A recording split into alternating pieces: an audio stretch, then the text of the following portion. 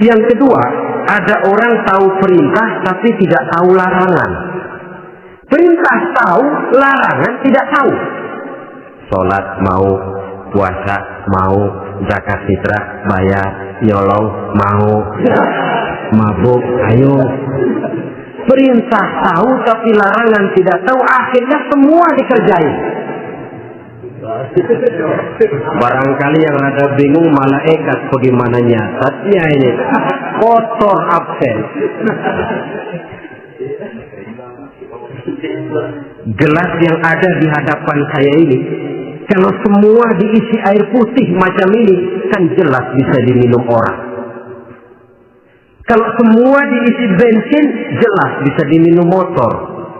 Tapi kalau separuh diisi air putih, separuh diisi bensin, kacau. Kalau gelas yang ada di hadapan saya ini sepenuhnya diisi air putih, jelas bisa diminum orang. Kalau sepenuhnya diisi bensin, juga jelas bisa diminum motor. Yang repot kalau separuh diisi air putih, separuh diisi bensin. Kacau statusnya. Orang minum mabuk, motor minum pun mogok. Dijual juga tidak laku barang campuran. Inilah makna pernyataan Allah, wala talbisul haqqa bil batil. Jangan kamu campur adukan antara yang hak dan yang batil. Perintah dikerjakan, larangan pun dikerjakan juga. Kelompok ketiga, ada pula manusia yang tahu larangan tapi tidak tahu perintah. Larangan tahu tapi perintah tidak tahu. Jahat sama tetangga tidak, mencuri tidak, mabuk tidak, zina tidak, sholat tidak, puasa tidak, polos, semua serba tidak. Dan yang terakhir, kelompok keempat, perintah tidak tahu, larangan pun tidak tahu. Ini masuk kelompok makhluk gratis. Misalnya kambing, ayam, kerbau, itu kan makhluk-makhluk yang memang perintah tidak tahu, pun larangan juga tidak tahu. Nah, dalam hubungannya dengan ini, saya mengajak, marilah kita berusaha sekuat mungkin menjauhkan diri dari minuman keras yang jelas bahayanya dengan hidup tidak jauh dari bimbingan agama. Hadirin kaum muslimin rahimakumullah, kawan seiring dan sejalan dari minuman keras, judi namanya. Saudara kembar barangkali. Yang satu sering menimbulkan yang lain, tetapi bukan tak jarang keduanya berjalan berdampingan. Posisi judi dan arak ini dalam Quran sama bahayanya. Apa sebab?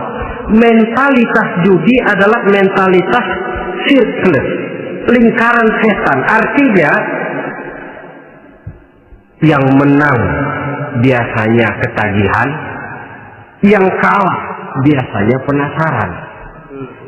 Ini yang menyebabkan orang tidak mau berhenti. Kalau dia menang, dia ingin mencoba untuk menang dalam jumlah yang jauh lebih besar lagi. Kalau dia kalah, dia penasaran, kenapa hari ini kalah? Barangkali sial, besok malam saya tebus. Mental semacam ini memang sulit untuk berhenti. Kenapa judi diharamkan dalam Islam? Pertama, seorang muslim di dalam berusaha mencari harta, dia harus mengikuti sunnatullah. Kata kita orang muslim, hukum alam kata orang sekarang, natural of law bahasa kerennya. Berusaha menurut hukum kausal, memasuki rumah dari pintunya, menunggu suatu akibat dari sebab yang kita lakukan. Bahwa kalau begini, mesti begitu. Karena kita memang terikat oleh permainan yang disebut hukum alam ini. Hidup bukan undian. Jangan mengharap untung besar tanpa mau keras keringat. Satu pagi Khalifah Umar bin Khattab radhiyallahu an masuk ke masjid. Beliau lihat ada orang sedang berdoa khusyuk betul. Ditunggunya 2 menit, 3 menit, sampai 10 menit lebih belum juga selesai. Agak lama orang itu berdoa. Selesai berdoa, dihampiri orang itu oleh Sayyidina Umar. Beliau tanya, saudara, lagi apa tadi? Berdoa ya Khalifah. Minta kepada Allah. Tentu minta kepada Allah. Minta apa? Minta rezeki. Saudara, dari tadi habis sembahyang subuh dapat? Belum. Ya memang kata Sayyidina Umar, inna sama la tumtiru zahaban wala fiddatan. Langit itu tidak mungkin akan menghujankan emas, tidak mungkin pula menghujankan perak. Jadi orang dilarang duduk bermalas-malas menunggu keajaiban yang datang dari langit. Karena memang hidup ini bukan undian. Jadi jangan mengharap untung besar tanpa mau keras keringat. Di dalam berusaha kita terikat oleh sunnatullah. Kalau begini sebab penyebabnya, akan begini akibat yang ditimbulkannya. Yang kedua, Islam menjadikan harta manusia itu sebagai benda berharga yang dilindungi. Mengambilnya dengan judi termasuk memakan harta orang lain dengan cara yang batil. Yang ketiga, judi itu sendiri dapat menimbulkan permusuhan dan pertentangan antara para pemain itu sendiri.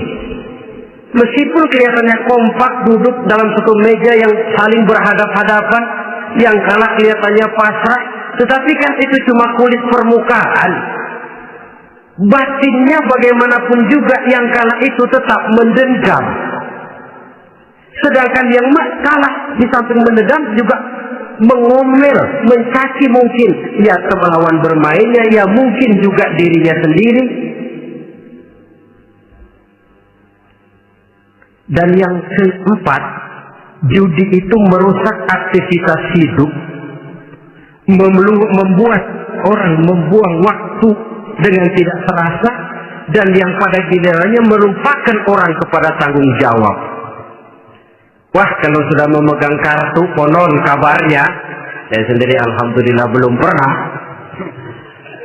lupalah orang anak, lupalah orang kepada istri, lupalah orang kepada tanggung jawab. Waktu pun berlalu tanpa terasa. Apalagi kalau sudah diiming-iming oleh gambaran akan memperoleh keuntungan yang besar.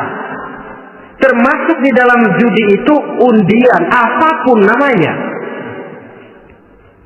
Yang usaha sekarang ini seharusnya tidak dipermudah, walaupun dengan embel-embel dana kemanusiaan, sumbangan sosial. Saya tidak begitu yakin, saudara, bahwa bangsa Indonesia ini sudah begitu menipis rasa kemanusiaannya sehingga untuk berlaku sosial mesti diimbangi dengan hadiah sekian juta rupiah.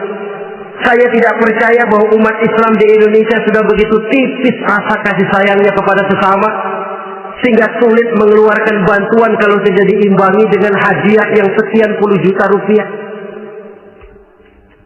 Yang saya khawatir apa? Pada gilirannya di negeri ini akan makin banyak penghayal-penghayal kelas berat,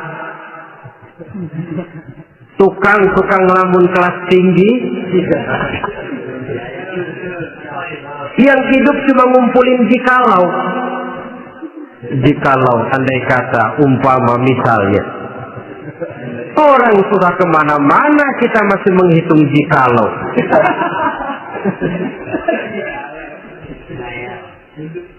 Orang boleh saja mengharap burung terbang tinggi, tapi punai di tangan jangan dulu dilepas. Artinya idealisme silahkan terbang setinggi langit, tapi kaki harus tetap berpijak di alam realita. Bahwa memang lebih baik makan singkong dalam kenyataan daripada makan roti tapi ngimpi.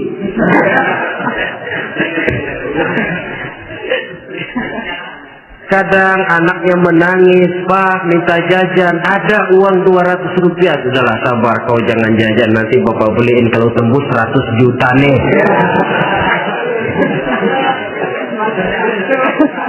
Akhirnya yang 100 juta tidak, anak pun kelaparan. Bukankah akan jadi masalah bagi semuanya? Belum lagi rasa sayang kepada harta yang sudah dia miliki. Entah itu tanah, rumah, kendaraan. Kalau sudah kadungkala di meja judi, hilang rasa sayang kepada benda itu. Ada rumah-rumahnya dilelang, ada kendaraan-kendaraan jadi taruhan. Ada jam tangan pun copot tanpa terasa. Maka berapa banyak rumah tangga berantakan, istri minta cerai, orang jadi nekat merampok, orang jadi nekat mencuri, korupsi kalau dia pejabat. Akibat apa ini? Pengaruh yang namanya judi. Saudara kaum muslimin, ma'asyiral muslimin rahimakumullah. Itu sebabnya di dalam surah Al-Maidah ayat 90 Allah menekankan innamal khamr wal maisir wal ansab wal azlam rijsun min amali syaitan fajtanibuhu la'allakum tuflihun.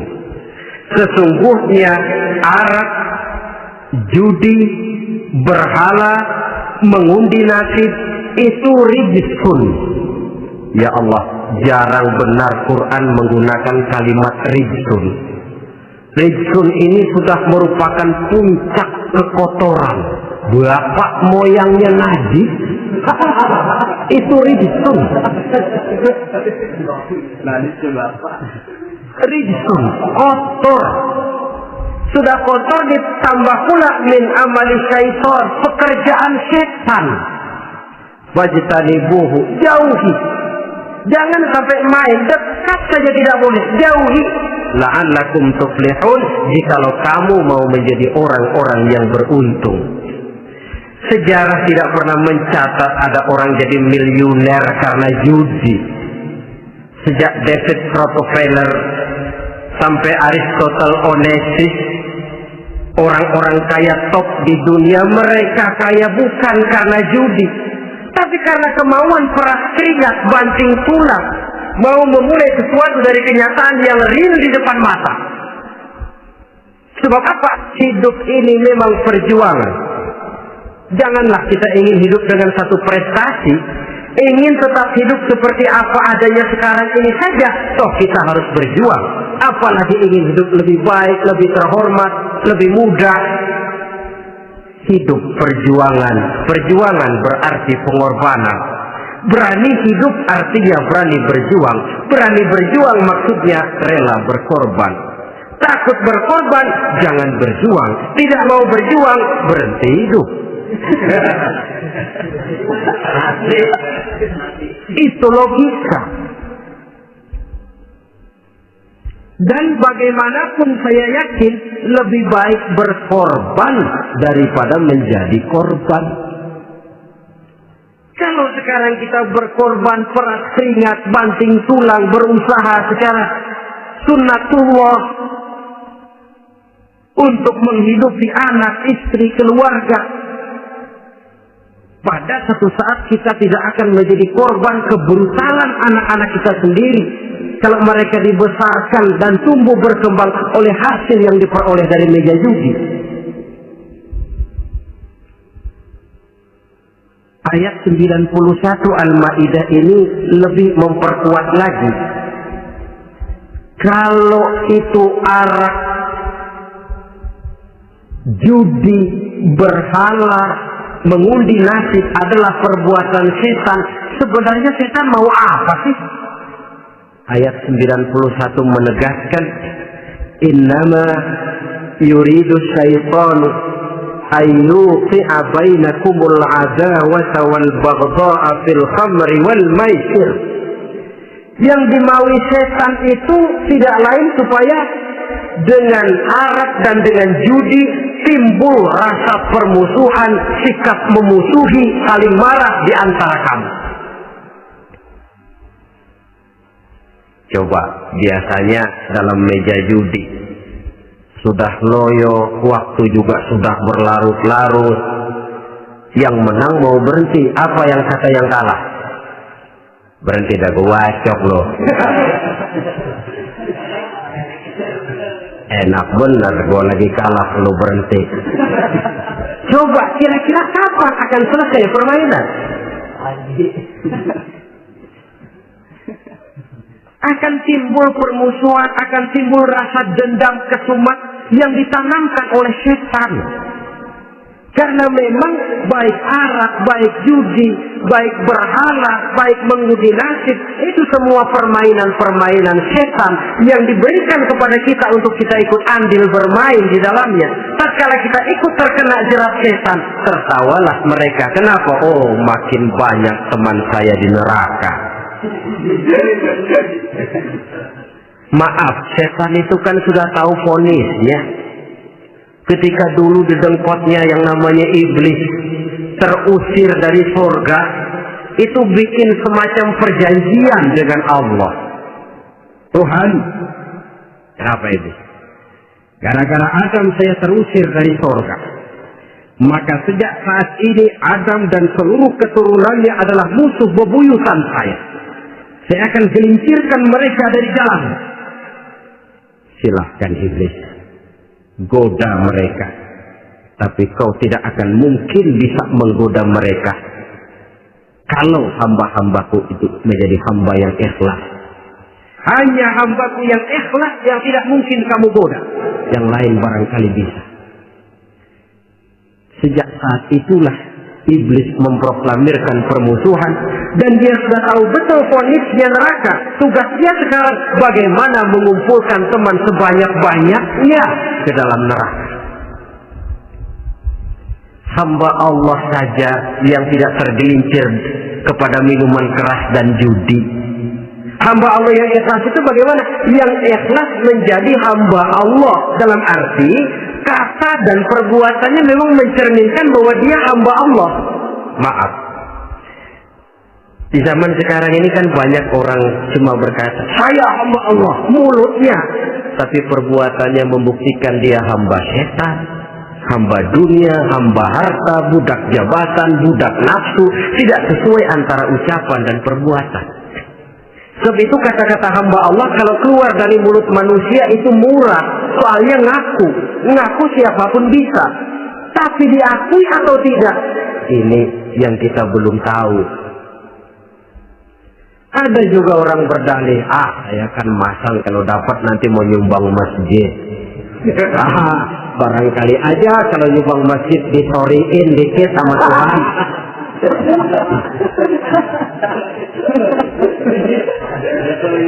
Apa bisa begitu? Saudara, kita tidak mungkin mencuci kain dengan air najis. Innallaha thayyibun, kata Nabi, la yaqbalu illa thayyiba. Allah itu baik dan hanya menerima yang baik. Bahwa dalam Islam tujuan yang baik harus dicapai dengan prosedur yang baik. Bahwa niat menyumbang masjid bagus, tapi hasil daripada judi atau undian tidak akan menyampaikan kita kepada tujuan itu. Tidak boleh mencuri kain walaupun niatnya untuk sholat. Kalau nyolong kain niatnya buat sembahyang, dimaafin kali. Walaupun sholatnya sah, mencuri kainnya tetap saja dosa. Islam tidak menghalalkan segala cara untuk mencapai suatu tujuan. Bahwa tujuan yang baik harus dicapai dengan cara yang baik juga. Dan penyakit judi ini juga bukan penyakit baru. Sejak dulu masa jahiliyah judi mereka, saya kira kalau Las Vegas, kota judi Amerika saja barangkali masih kalah dengan cara judi jahiliyah dulu. Mereka kalau sudah judi itu uang. Habis uang, ada punya tanah, pasar, taruhan. Habis tanah, ada rumahnya di pasar. Apalagi yang ada, ternak unta dipertaruhkan. Harta habis, rumah ludes, kebun binasa, ada istri juga dipasangin. Judi.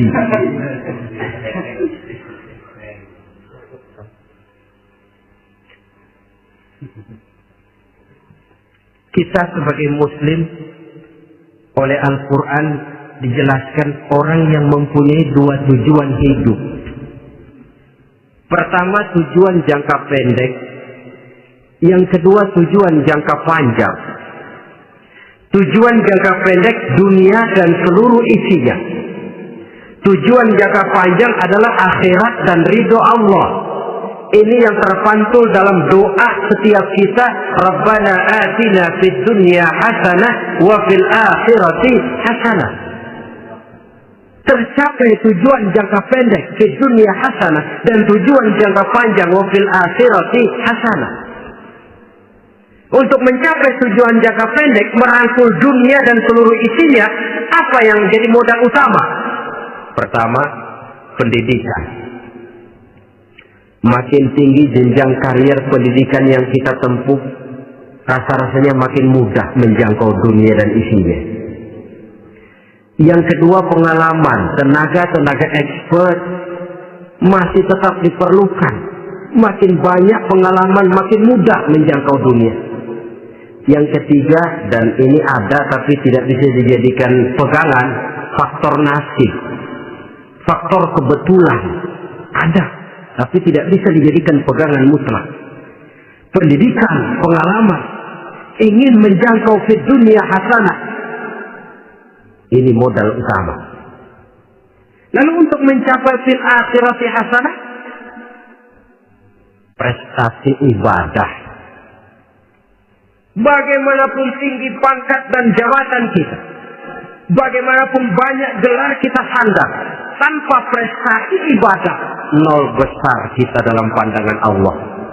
Itu sebabnya kita sholat. Jadi tidak beralasan kalau orang ditanya, kenapa sih kamu nggak sholat? Tetangga saya sholat melarat terus. Memang sholat itu bukan untuk mencari uang kok. Kalau ada orang yang rajin sholat, rezekinya kelihatan lancar, itu cuma sekedar persekot. Uang muka, cashnya tetap di akhirat nanti.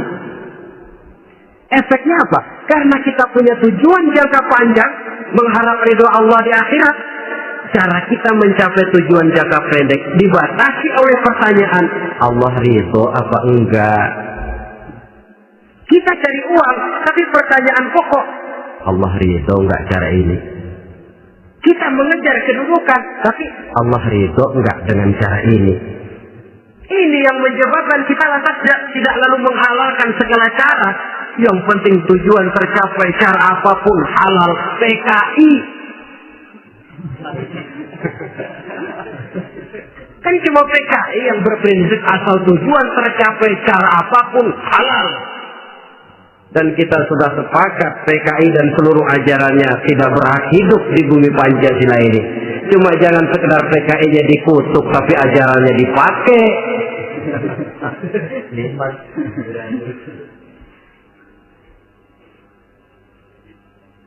Nah, untuk mencapai dua tujuan ini, Islam mengajarkan sistem keseimbangan. Sehingga Nabi sabdakan, "I'mal li dunyaka ka'annaka ta'ishu abada, wa'mal li akhiratika ka'annaka tamutu ghada." Bekerjalah buat duniamu seolah-olah kau akan hidup untuk selamanya, tetapi bekerjalah untuk akhiratmu seolah-olah kau akan mati besok. Jadi kalau kita sudah sholat menghadap Allah, usolli fardhu maghrib, Allahu Akbar, ingat seolah-olah kita akan mati besok supaya timbul khusyuknya. Tapi kalau kita sudah bekerja, kuliah, bekerja, belajar di tempat tugas, ingat seolah-olah kita akan hidup selamanya supaya timbul gairah kerja. Jangan dibalik. Di kantor ingat mati, lemas terus. Ngapain kerja sungguh-sungguh bakalan mati. Lagi sholat ingat Duta Merlin, Alfiron Plaza, ya kacau. Salah pasang, tidak pada tempatnya. Untuk mencapai di dunia hasanah ini, Islam mengajarkan tempuh jalur yang mengikuti sunnatullah. Itu yang dihargai oleh agama.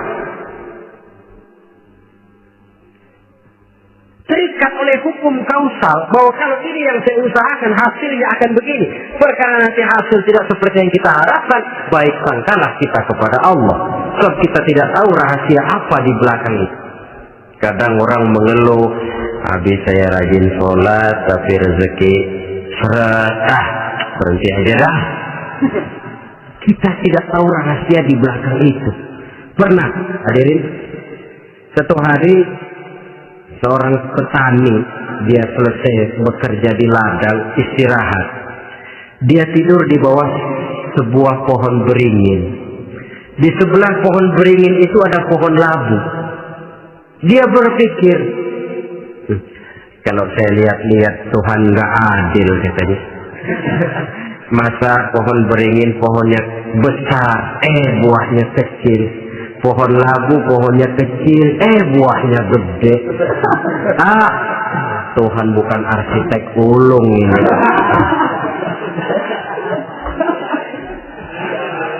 Mestinya supaya enak dilihat, beringin yang pohonnya besar buahnya sebesar buah labu.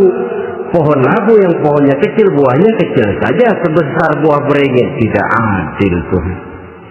Baru dia selesai berpikir Tuhan tidak adil, jatuh sebutir buah beringin tepat menimpa hidungnya. Dia terkejut. Astagfirullahaladzim. Kalau begitu saya sadar katanya, Tuhan benar-benar adil. Coba kalau buah beringin segede buah labu, waduh kayak apa muka saya ini.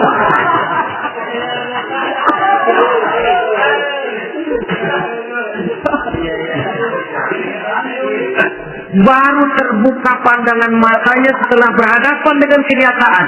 Baru keluar respek. Allah benar-benar adil. Padahal semenit yang lalu dia masih berkata, Tuhan bukan arsitek ulu. Tapi semenit kemudian setelah berhadapan dengan kenyataan yang real dia hadapi, oh, Allah benar-benar adil.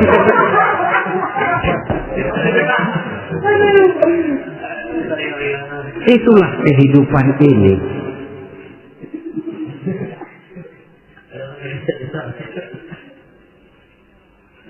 Saudara hadirin yang saya hormati, karena itu baik arak, baik judi, dua-duanya merupakan bahaya laten yang tidak hanya mengancam kehidupan agama, tetapi juga masyarakat, bangsa, dan negara, apalagi kalau sudah jatuh kepada generasi penerus.